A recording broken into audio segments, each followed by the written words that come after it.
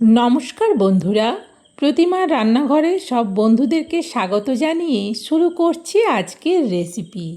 আজকে আমি দুর্দান্ত স্বাদের পটলের রেসিপি তোমাদের সাথে শেয়ার করব।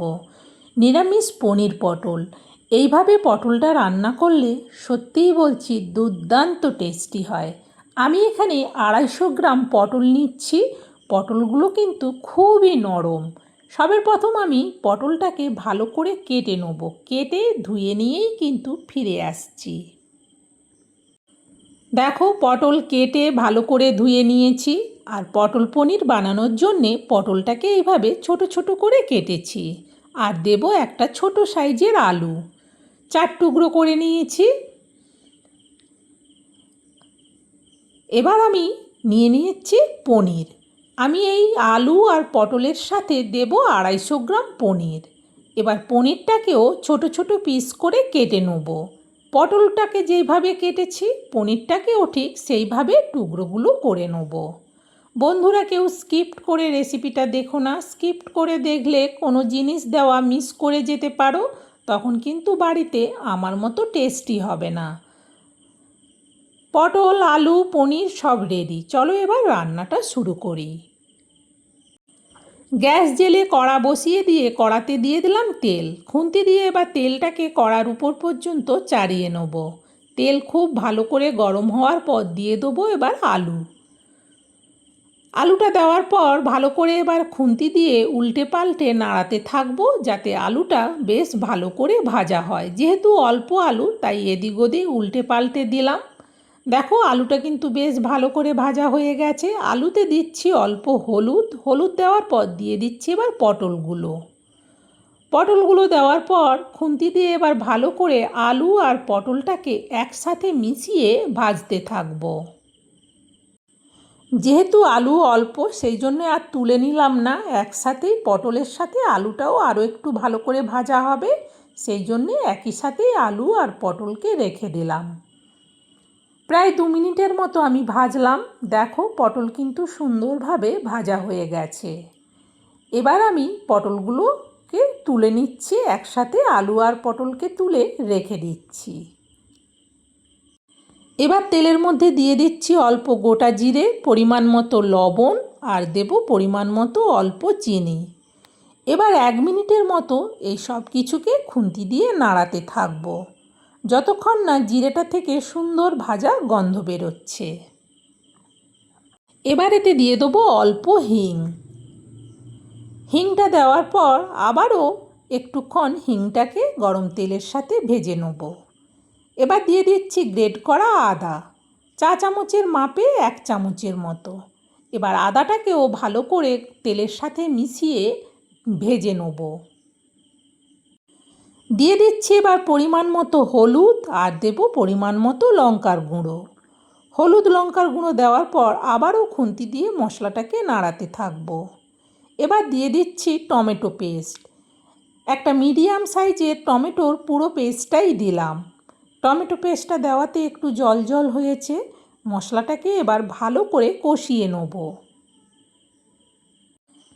গ্যাসটাকে আমি একেবারে লোতে করে দিচ্ছি। গ্যাসটাকে লোতে করে দিয়ে এতে দেওয়ার জন্যে আমি এখানে একটা মশলা রেডি করে নেব।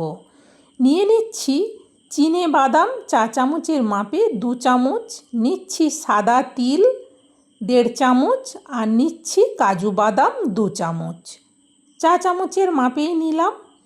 এবার এই সব কিছুকে নিয়ে নেব মিক্সার জারের মধ্যে। শুকনো একবার ভালো করে এটাকে ঘুরিয়ে নেব। শুকনো ঘুরিয়ে নিলে মশলাটা সুন্দরভাবে কিন্তু গুঁড়ো হয়ে যায়। দেখো কতটা সুন্দরভাবে মশলাটা গুঁড়ো হয়ে গেছে। সাইড থেকে ভালো করে আমি আঙুল দিয়ে ছাড়িয়ে দিলাম। ছাড়িয়ে দেওয়ার পর এবার এতে দিয়ে দিচ্ছি জল। জল দেওয়ার পর এটা আবারও আরেকবার ঘুরিয়ে নেব। দেখো সুন্দরভাবে মশলাটা কিন্তু রেডি হয়ে গেছে। ওইদিকে গ্যাসটা আমি কমিয়ে রেখেছিলাম। মশলাটা রেখে দিয়ে আগে আমি কড়াটাকে একটু খুন্তি দিয়ে মশলাটাকে নাড়িয়ে দেখে নিচ্ছি। এবার দিয়ে দেবো মিক্সার জারের পুরো মশলাটা।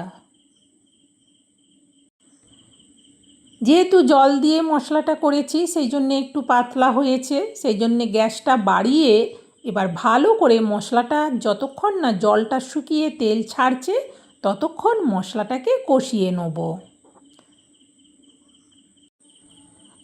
দেখো মশলা থেকে তেল ছাড়তে শুরু করে দিয়েছে। এবার দিয়ে দিচ্ছি পটল আর আলু। আলু পটল একসাথেই সবটা দিয়ে দিলাম।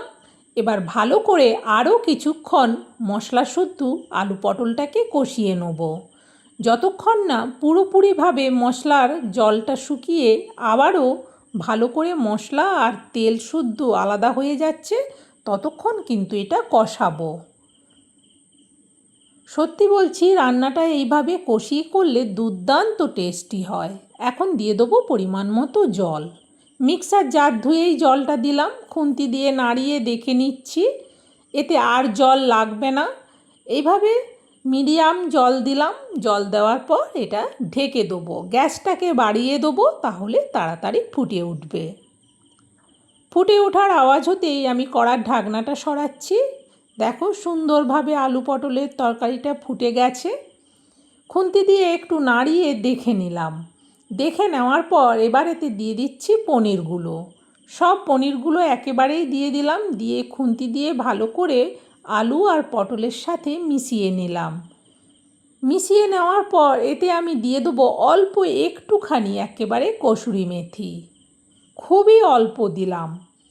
হাত দিয়ে যতটা সম্ভব গুঁড়ো করে দেওয়ার পর খুন্তি দিয়ে ভালো করে তরকারির মধ্যে মিশিয়ে দিলাম। মিশিয়ে দেওয়ার পর এটা ঢেকে দেবো। গ্যাসটা কিন্তু কমিয়েই দেবো একেবারে। প্রায় মিনিট তিনেকের মতো বাদে আমি কিন্তু কড়ার থেকে ঢাকনাটা খুলছি। যখনই ঢাকনাটা খুললাম কি ভীষণ সুন্দর গন্ধ এই পটল পনিরের রেসিপিটা থেকে। ভালো করে নাড়িয়ে দেখে নিচ্ছি বিশেষ করে আলুটা সেদ্ধ হয়েছে কিনা। আলুটা কিন্তু সেদ্ধ হয়ে গেছে। এক পিস আলু সেদ্ধ হওয়া মানেই সব আলু সেদ্ধ হয়ে যাওয়া, তবুও আরও একটা কেটে আমি দেখে নিলাম। তরকারিটা কিন্তু হয়ে এসেছে। নাবিয়ে নেওয়ার আগে দিয়ে দেবো অল্প ঘি, হাফ চামচেরও কম ঘি দিলাম। এবার ভালো করে ঘিটাকে পুরো পটল পনিরের সাথে মিশিয়ে নেব। এইভাবে মিশিয়ে নেওয়ার পর আর এটাকে বেশি শুকনো করব না। এবার কিন্তু তরকারিটা নাবিয়ে নেব। যেহেতু তরকারিটা অনেকটা, সেই জন্য এরকম একটা বড় স্টিলের জায়গার মধ্যে পুরো তরকারিটা ঢেলে নিচ্ছি। সত্যি বলছি বন্ধুরা, এইভাবে নিরামিষ পটল পনির বানালে যেমন সুগন্ধ হয় তেমনই সুস্বাদু হয়। একবার আমার দেখানো পদ্ধতিতে রান্না করে খেয়ে দেখো, এখন এক সপ্তাহ এর স্বাদ মুখে লেগে থাকবে। বন্ধুরা, আমার এই নিরামিষ পটল পনিরের রেসিপিটা আমি যেভাবে রান্না করলাম তোমাদের কেমন লাগলো সেটা কমেন্টে জানিও। ভালো লাগলে একটা লাইক দিতে ভুলো না, আর তোমরাও রেসিপিটা শেয়ার করে দিও। আর এই দুর্দান্ত টেস্টি রেসিপিটা কিন্তু ভাত, রুটি, মুড়ি, পরোটা, লুচি সবের সাথে দারুণ লাগবে খেতে। আবার পরের রেসিপিতে দেখা হবে। আজকের মতো বিদায় নিচ্ছি বন্ধুরা।